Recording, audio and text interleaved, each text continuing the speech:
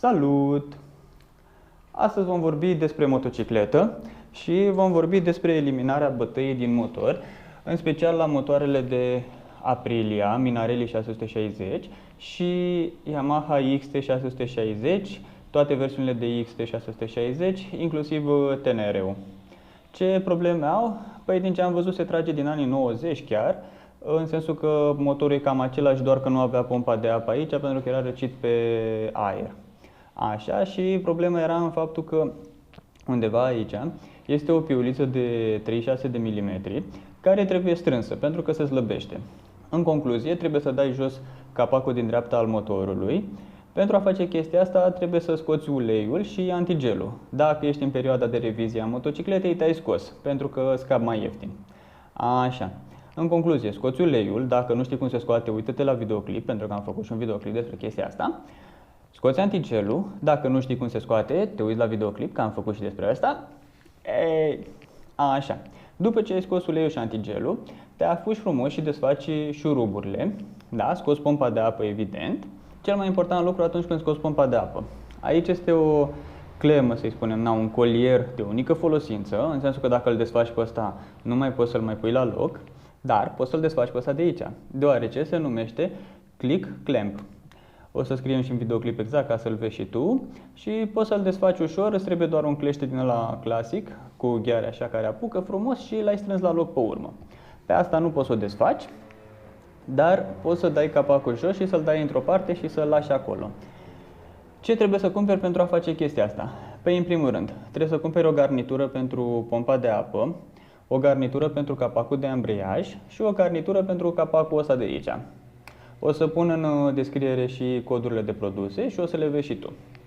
Trebuie să dai jos tija asta de aici. Ai o siguranță aici, am uitat exact cum se numește.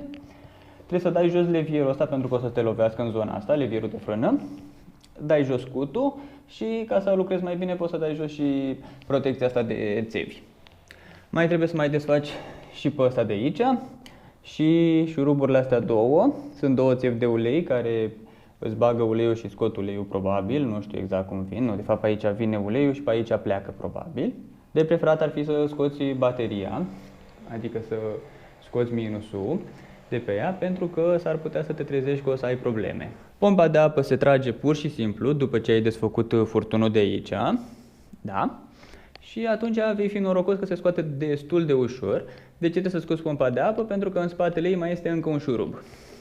O să încerc din clipurile pe care le-am făcut în zilele precedente să fac un mixaj și să îți arăt exact cum se face operațiunea, da? Hai să începem. Așa, și am două șuruburi care trebuie să le desfac pentru a scurge uleiul. Primul este ăsta de aici unde vezi tu că se scurge acum și al doilea este undeva de desubt ca la orice motocicletă normală. Se vede? Ăla din dreptul schimbătorului, da? Le scoți pe amândouă, curge tot uleiul și pe urmă le strângi la loc după ce s-a scurs tot uleiul. Aici ai filtrul de ulei, îl scoți și pe ăsta, cureți totul frumos. Și am revenit din păcate un pic mai târziu pentru că m-am cam enervat cu motocicleta asta pe aici. Am reușit să desfac șurubul ăsta de aici pentru a scurge uleiul. Evident, nu l-am scos în tăvița aia, l-am scurs în bidon. Da, cam așa arată filtrul. Asta este tija care acționează ambreiajul când tragi de cablu. Primele șuruburi din dreapta sunt pentru pompa de apă, poziționate exact cum arată ele pe pompă. Pe urmă avem pentru carcasa cea mare a motorului, iar cele din stânga sunt pentru carcasa ambreiajului. Cam așa arată. Și avem o dată protecția aceea de la eșapament, o avem dată jos, da? Aici vine filtrul de ulei, iar aici vine pompa de apă, mă rog, capacul ei. Problema e că nu reușesc să o dau jos momentan și trebuie să mă uit să văd exact cum arată ea și cum se dă jos. Aici vine tija aia de ambreiaj, ăsta este capacul cu șuruburile lui și pe urmă vin celelalte șuruburi pe margine, frumos, da?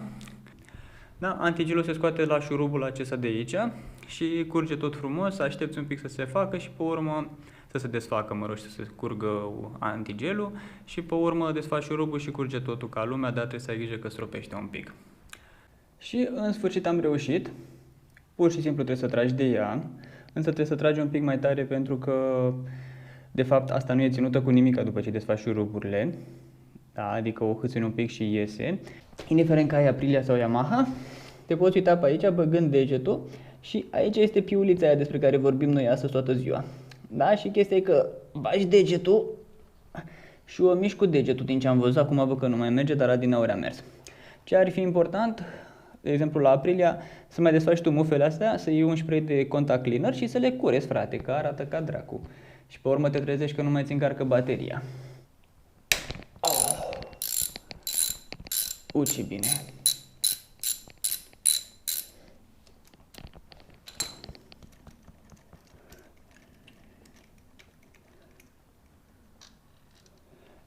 Și am scos ultimul șurub. Lasă-l acolo ca să știm că e de acolo. Ar fi trebuit să mă șterg un pic pe mâini, dar hai să vedem. Tragem ușor și a ieșit, curge ulei. M-am făcut ca dracu pe mâini.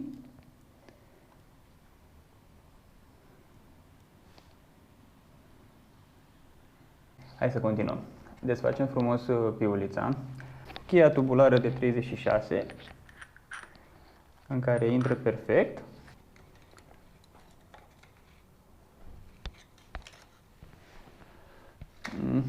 Uite, se vede că a făcut un mic joc aici, vezi? Da, dar în rest pare ok. Pui ușor o șurubelniță aici și tragi de el un pic. Și dacă ai unghi, îți iese.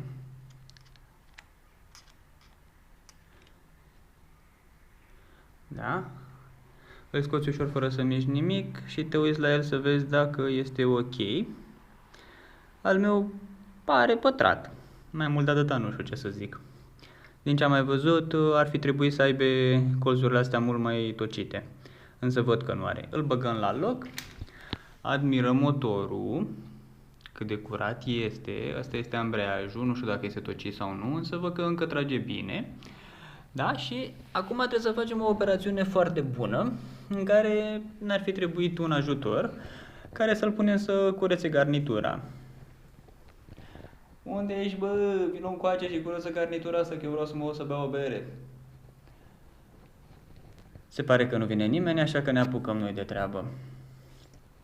Am luat Loctite-ul, 243, culoare albastră. Așa, îl lăsăm să se întindă bine.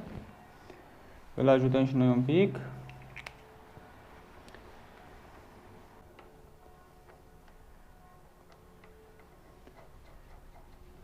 Așa, strângem bine. Strângem la mână. Și strângem la mână ușurel până când începe să... Am setat-o la 98 plus 2. Setată pe sensul de strângere. Pus frumos capacul. Mă rog, capacul.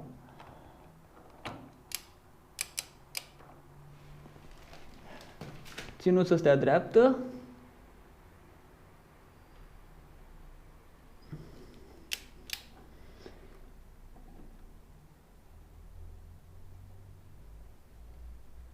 Și strâns până când face click, dar nu vrea să facă click.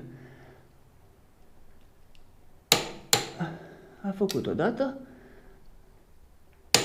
Gata. E strânsă la 100 de Nm. Ura! Da, inițial am făcut chestia asta cu un șpaclu. Poți să-ți cumperi unul mai îngust și să-l ascuți foarte bine în vârf, încât să fie ca un cuțit. Cam cum arată ăsta aici, așa, nu știu dacă se vede foarte bine. Acum este momentul bun să fii ambidextru și să poți să faci lucrări cu ambele mâini, nu doar cu o singură mână, dreapta sau stânga. Mamă, dar ce lipită e, frate. Așa. Hai că poți, hai că poți.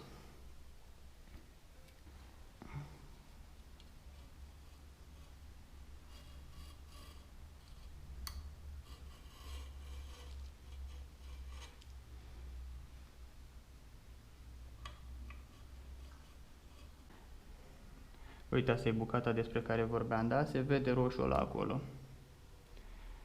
Așa, și trebuie să avem grijă să luăm, să nu cadă și să băgăm unde trebuie.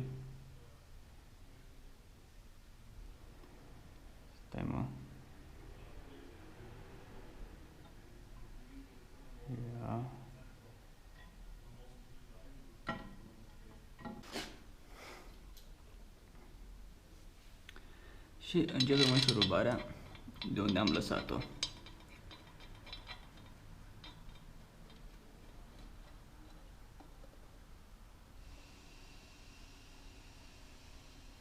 Ne uităm că vine foarte bine.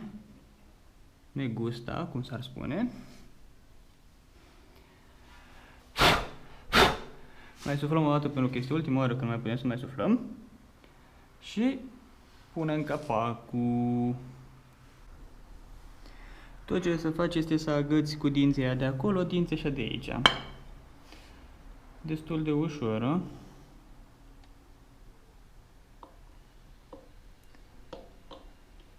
Și să o mai faci și fără să vezi că ai camera pusă. Atunci ești chiar un zeu. Oh, n-ai. Nu vine să cred, chiar am reușit-o. Mamă. Ich bin der Beste.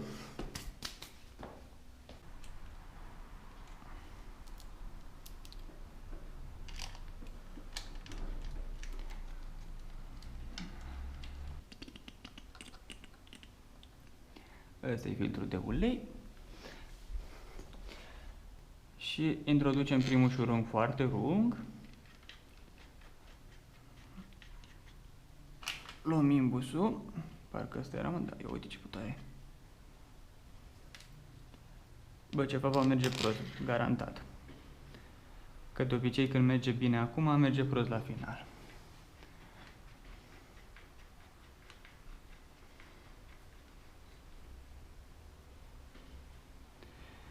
Așa.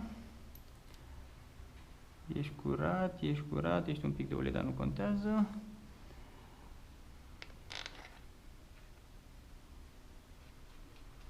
Trebuie să curățăm și noi țevile astea, galeriile. Poate într-o zi vom găsi puterea.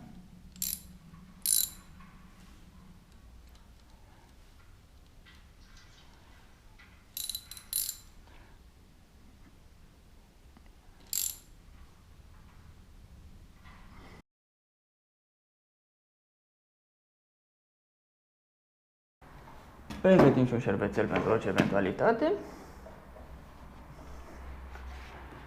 Și începem să turnăm.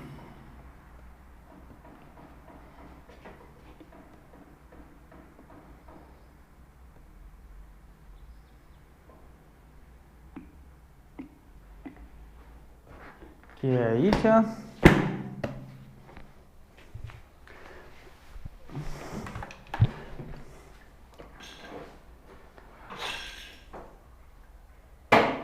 Ăla trebuie uns.